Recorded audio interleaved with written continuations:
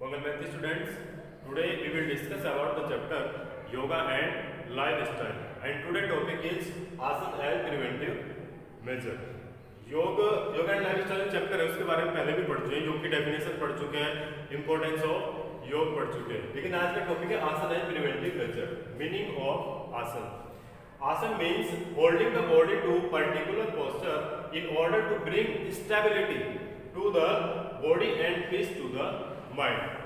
अगर आपको याद है कि मैंने आपको पहली वीडियो में पतंजलि के योग सूत्र से अष्टांग योग के बारे में बताया था, जिसमें था यम, नियम, आसन, प्राणायाम, प्रत्याहार, धारणा, ध्यान और समाधि। तो ये आसन उसी अष्टांग योग का तीसरा पार्ट है, यानी कि जो योग के एलिमेंट्स हैं, हम जिनको एलिमेंट्स पढ़ते हैं वो अष्टांग योग है। उस एलिमेंट्स का तीसरा पार्ट है आसन। यम, नियम, आसन, यानी कि आसन तीसरे नंबर पे आता है। अब आसन है क्या?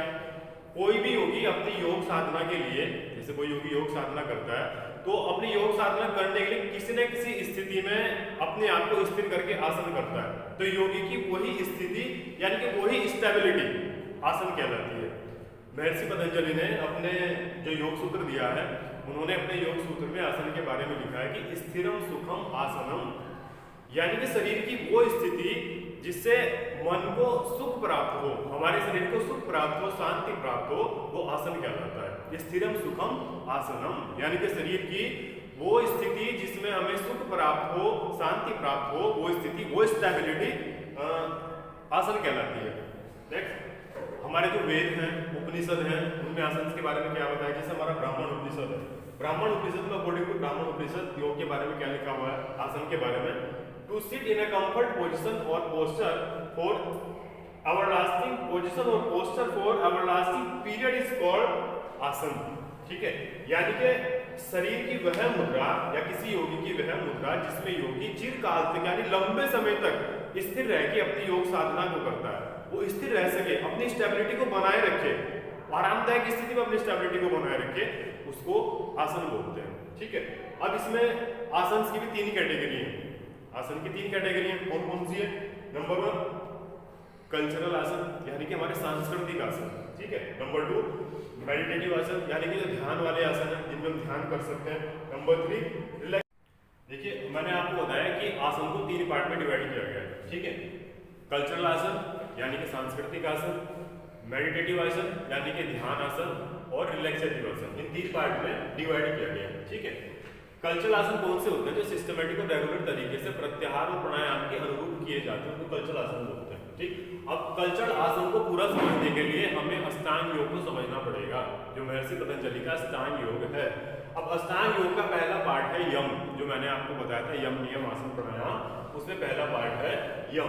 यम होता क्या है? यम का अर्थ होता है संयम, अपने ऊपर कंट्रोल करना, यानी कि हम संयम करते हुए, अपने आप पर कंट्रोल करते हुए, अपने सभी कार्यों को आसानी से अच्छी तरीके से करते हुए उस कार्य को करते रहना, उसको यम बोलते हैं, यानी कि संयम के साथ कार्य करना। अब महर्षि पतंजलि ने अपने योग सूत्र में, अष्टांग योग में, यम को भी 5 पार्ट में डिवाइड किया है। ठीक है, वो 5 पार्ट कौन कौन से?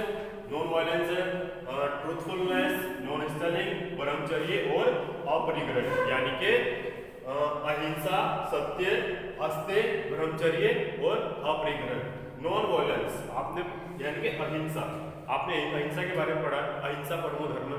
बोले ये एक लाइन अहिंसा परमो धर्म, आप कहीं भी आपने लिखी देखी होगी कि अहिंसा परमो धर्म। आप सब अहिंसा के बारे में जानते भी हैं। अहिंसा क्या है?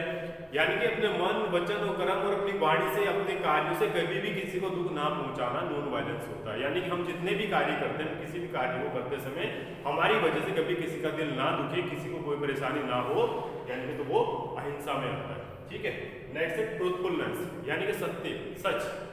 कभी कभी हम क्या करते हैं कि हमें कोई किसी बात को बता देते हैं, हम उसको मान लेते हैं, फिर आगे उसको वैसे ही बोल देते हैं और हम कहते हैं कि हमने सच बोल दिया। ठीक, लेकिन सत्य होता क्या है? प्रत्यक्ष जो हमारी आंखों ने देखा, हमारे कानों ने सुना, ठीक वैसा ही कह देना, उसको सत्य बोलते हैं। समझ में आया?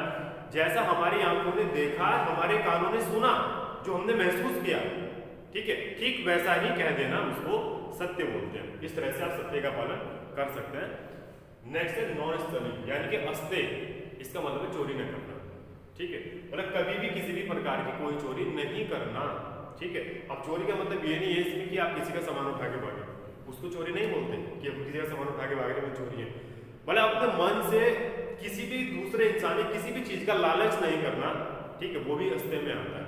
हमारे पास जितना कुछ है उसी से संतोष करना और आगे पाने के लिए उसके लिए मेहनत करना, ठीक है, वो अस्ते, यानी हमारे पास जो है उसी से सेटिस्फाई होना, वो अस्ते में आता है। कभी भी किसी दूसरे की चीज का कोई लालच नहीं करना, वो अस्ते में आता है। नेक्स्ट ब्रह्मचर्य, अपनी इंद्रियों को कंट्रोल करके, अपने आप को कंट्रोल करके अपने कार्य को करते रहना ब्रह्मचर्य के अंतर्गत आता है, ठीक है, यानी कि अपने आप को कंट्रोल करना वो ब्रह्मचर्य के रूप में आता है। अपरिग्रह, अपरिग्रह का मतलब त्याग, त्याग, किन चीजों का त्याग करना है? हमारे पास जितने भी भौतिक साधन हैं, हमारे पास जितनी भी एक्स्ट्रा चीजें हैं जो हम बहुत ज्यादा साधन उसको यूज करते हैं, उनका त्याग करना। अब मान लो अगर मैं आपसे सीधे शब्दों में बात करूं, आपको कहीं जाना है, आप पैदल जा सकते हैं लेकिन आप साइकिल लेके जा रहे हो। अगर आप पैदल जा सकते हैं तो आप साइकिल लेके क्यों जाते हो? फिर दूसरी कोई जगह जहां आप साइकिल लेके जा सकते हो, ठीक है, वहां आप स्कूटी लेके जाते हैं। अगर साइकिल से काम होता है तो स्कूटी लेके क्यों जाना? और जहां आप स्कूटी से जा सकते हैं तो वहां आप गाड़ी लेके क्यों जाते हो? ठीक है, यानी जो इस तरह के भौतिक साधन है उन सबका त्याग करना, यानी कम संसाधनों में, कम संसाधनों के होते हुए भी जीवन यापन करना, वो अपरिग्रह के अंतर्गत आता है। ठीक है, तो ये अष्टांग योग का जो पहला पार्ट है यम, और यम के ये 5 पार्ट है, आज मैंने आपको ये बताए हैं। कल्चरल आसन में आपको इन सबको देखना है, इन सबको पढ़ना है। कल्चरल आसन की डेफिनेशन है जो इसके बारे में है, वो मैंने आपको नोट्स के रूप में अभी आपको भेज दिया है, आप उसमें से पढ़ेंगे और इन सबको देखेंगे। कल बात करेंगे नियम के बारे में। Okay, thank you, have a nice day.